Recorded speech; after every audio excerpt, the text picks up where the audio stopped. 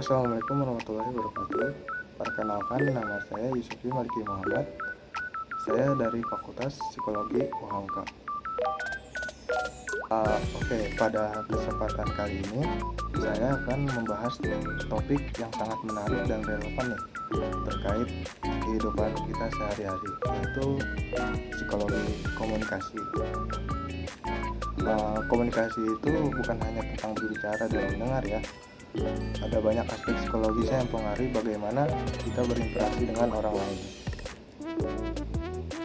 Nah, sebelum masuk ke topik pembahasan selanjutnya, mungkin saya akan menjelaskan sedikit terkait apa sih itu psikologi komunikasi. Jadi, psikologi komunikasi itu adalah studi tentang bagaimana proses komunikasi mempengaruhi pikiran, perasaan, dan perilaku manusia. Dalam konteks ini, kita dapat melihat bagaimana individu berinteraksi satu dengan yang lainnya. Nah, dan juga bagaimana faktor psikologisnya seperti emosi, persepsi, dan motivasi dapat mempengaruhi komunikasi tersebut. Materi selanjutnya itu saya akan menjelaskan terkait faktor-faktor yang mempengaruhi komunikasi. Jadi ada beberapa faktor nih yang dapat mempengaruhi psikologis dalam berkomunikasi. Yang pertama itu ada persepsi. Persepsi itu adalah cara seseorang menafsirkan informasi yang dapat diterima. Jadi setiap individu itu memiliki latar belakang, pengalaman, dan nilai yang berbeda-beda. Hal tersebut dapat mempengaruhi bagaimana mereka memahami pesan. Misalnya nih, dua orang bisa mendengar pernyataan yang sama, tetapi menginterpretasikan secara yang berbeda karena latar belakang mereka yang berbeda.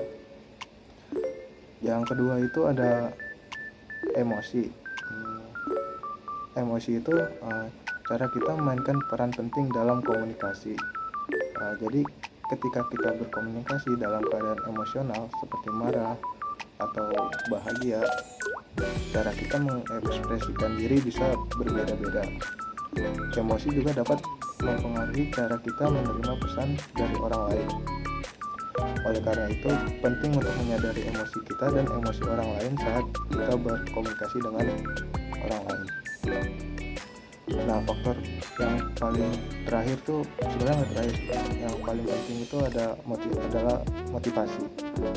Jadi motivasi individu juga dapat mempengaruhi komunikasi, yang dimana ketika seseorang memiliki motivasi yang kuat untuk berkomunikasi, mereka cenderung terbuka dan jujur. Sebaliknya, jika seseorang merasa terpaksa, mereka mungkin akan tertutup atau terlihat seperti defensif dan kelihatan seperti kayak nggak mau berkomunikasi dengan kita. Nah, selanjutnya ada materi selanjutnya, yaitu tadi setelah faktor-faktornya kan itu adalah faktor-faktor verbal. Jadi ada hal lain juga seperti hal-hal yang non verbal juga dapat mempengaruhi psikologi komunikasi tersebut.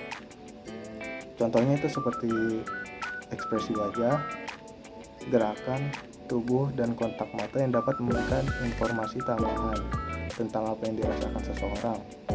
Misalnya, senyuman dapat menunjukkan persahabatan, sementara sikap tubuh yang tertutup bisa menandakan ketidaknyamanan.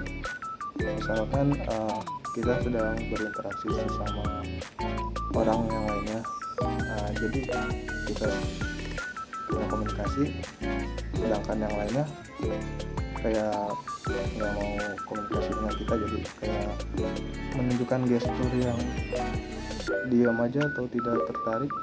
Jadi itu bisa dijadikan contoh tersebut. Nah, yang terakhir nih terkait penerapan dalam kehidupan sehari-hari. Dalam kehidupan kita sehari-hari, pemahaman tentang psikologi komunikasi dapat membantu kita berinteraksi lebih efektif. Misalnya, dalam konteks pekerjaan, kita dapat memahami emosi dan motivasi rekan kerja yang lainnya, yang dapat meningkatkan kolaborasi antara karyawan yang lain dengan karyawan yang lainnya. Dalam hubungan pribadi, kesadaran akan persepsi dapat membantu kita menyelesaikan konflik yang lebih baik. Nah, sebagai penutup nih, psikologi komunikasi adalah bidang yang luas dan menarik. Dengan memahami faktor-faktor yang dapat mempengaruhi komunikasi, kita dapat berkomunikasi dengan lebih baik dan membangun hubungan yang lebih kuat antara kita dan orang lain. Mungkin itu saja sih penyampaian yang dapat saya sampaikan. Kurang lebihnya mohon maaf. Terima kasih atas perhatian teman-teman, dan semoga informasi ini dapat bermanfaat. Wabillahi taufiq wal hidayah. Wassalamualaikum warahmatullahi wabarakatuh.